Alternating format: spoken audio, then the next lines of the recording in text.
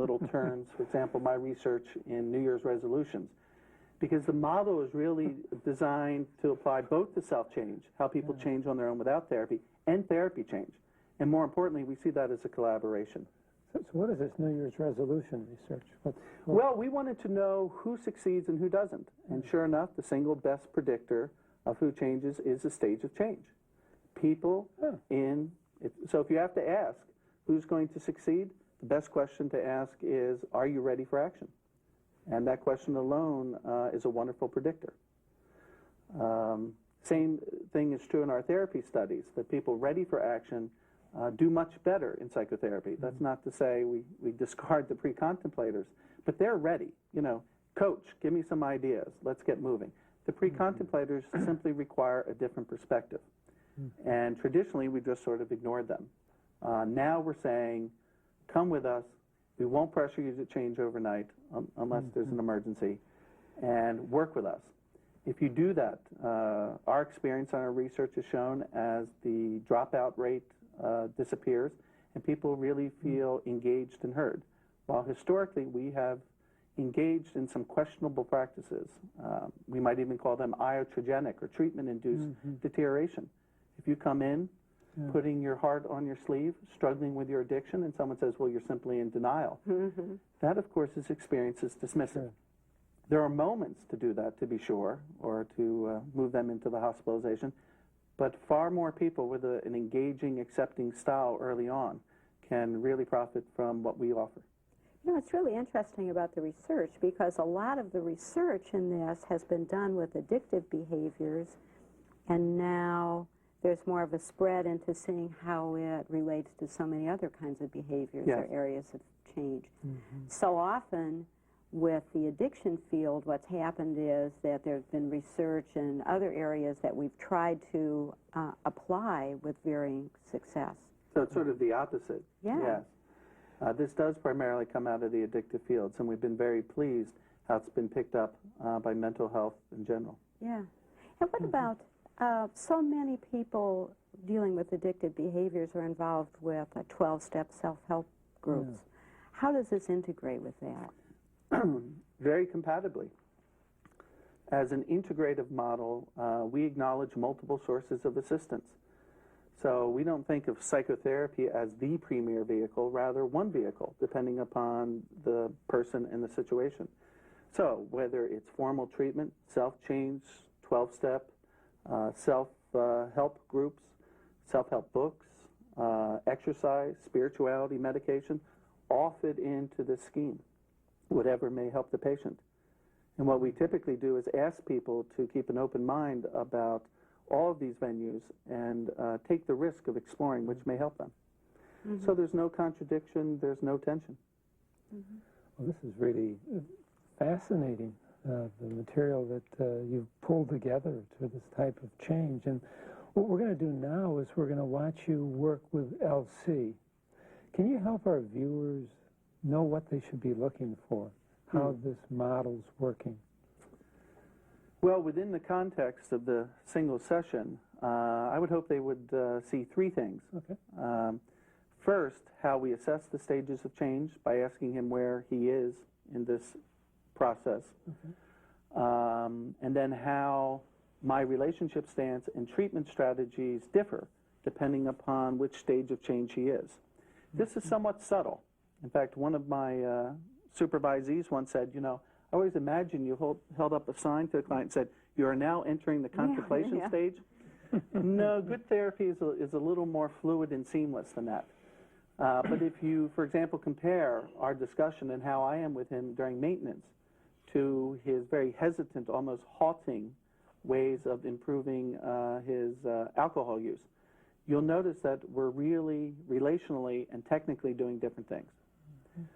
The second thing, and it comes up fairly briefly at the beginning, is how I tried to tailor my relationship stance to LC.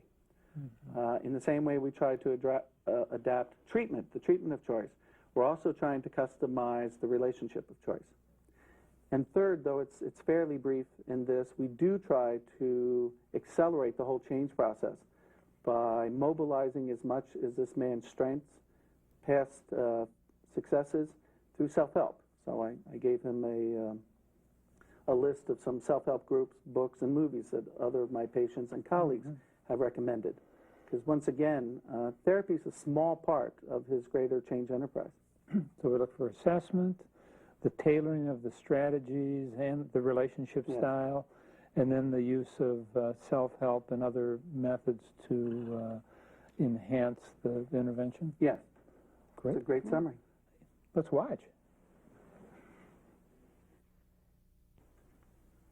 Well, Mr. Smith, we have about 50 minutes today together.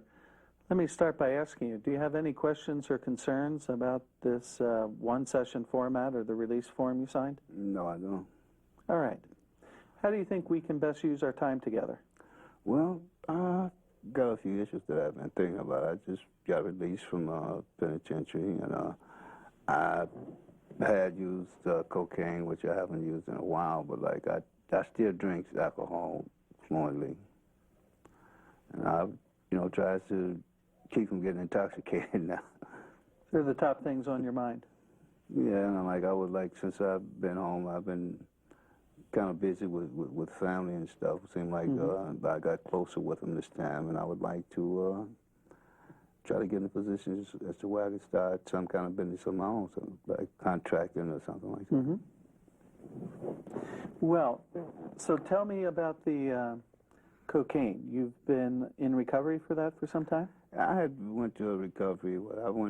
Was in 3 different programs, and like it was, I guess to me, it really didn't work. I just wasn't ready for it at the time. Like at one time, I was off of it for 3 years, and like now I haven't did it for over a year now.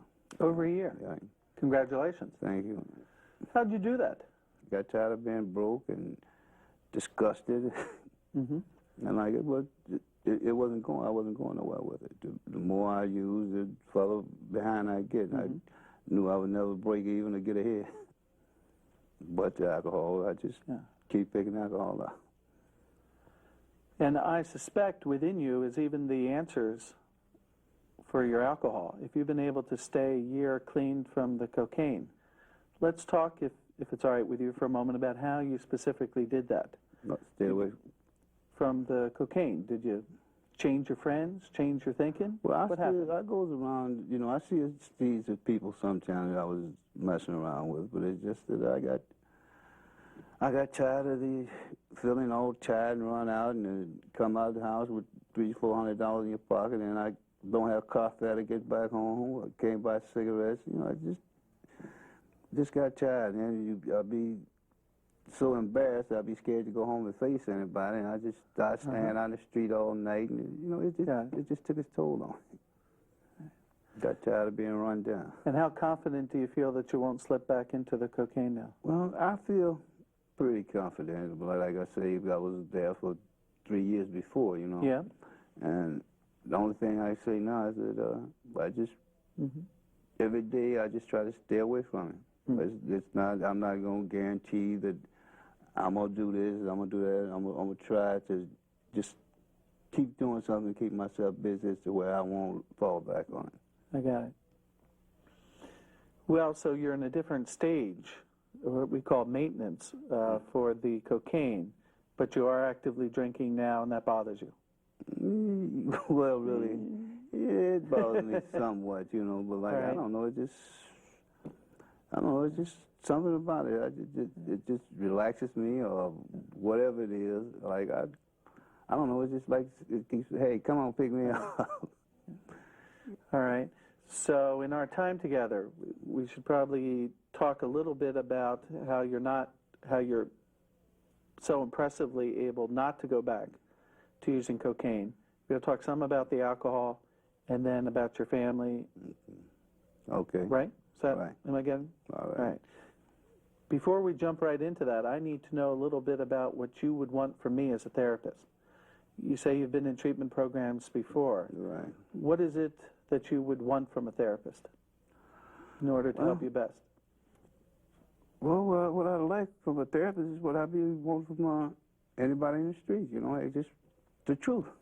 Just tell me what you think would be best for me. But like, then again, after you tell me this, that, and other, I still go out there and might do this, that, and other, but I always welcome advice, especially good advice.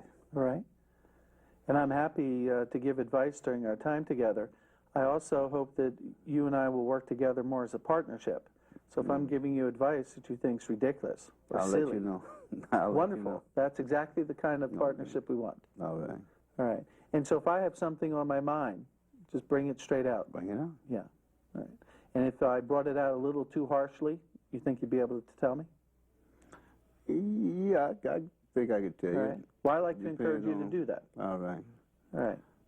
And along those lines, could I call you LC, Mr. Smith? Sure. All right. And I'm certainly comfortable if you call me John or JC. Okay. That's Jason. fun. JCLC. All right. What would you really dislike from me as a therapist? Anything that really annoy you I should know about? Well, when I was in treatment before, like what used to get me really annoyed was like they asked me how I feel or this, that, and the other, and like one time this guy asked me how I felt. I told him I felt great. He said, "No, you can't feel great. How can you tell me how I feel? How I'm supposed to feel?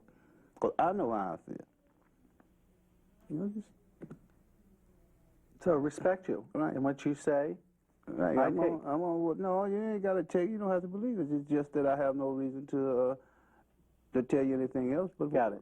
Any other way? I just tell you the way I feel. and thank you for correcting right there. That worked fine. I kind of missed what you told me, and you corrected me. We're off to a good start here, I think.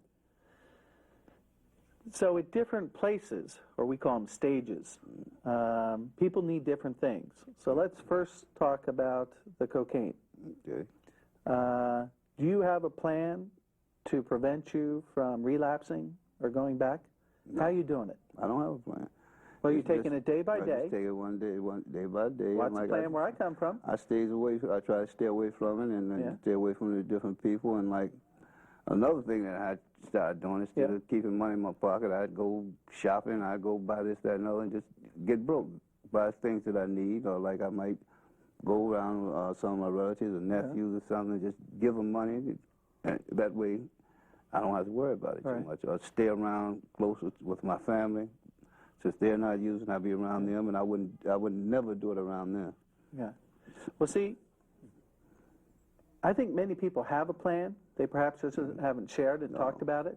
So maybe I just missed you there on that. But you are doing lots of things and doing it successfully for a year. But I have a plan. It's just that's the way I do All it. right. Well, what's a better word for it? I won't say plan. No, What you're doing. Well, it could be a plan. Well, this is the way I've been staying away from it. All right. I stand away. Well, the strategy, the plan, the what you're doing, it's working. Yeah, it's worked so far. And that's stay away from it. Mm-hmm. Spend your money other places. All right, Take it day by day. right. Don't make any highfalutin, ridiculous promises No, you no. can't keep. No, I'm not going to do that. Take what honesty you can get from people. Good advice. Right. Do you like support groups? You good? Well, no, not really. I never was too crazy about a lot of different groups and this and like I used to go to meetings and this and that and Yeah. other. Like it seems like you go to different groups. Seems like every time you go to a different group, you hear the same thing. Seems like people just go from group to group and hear somebody else say something and go to another group and repeat the same thing that they done heard. I see. It don't seem like it's coming from within. It's just they just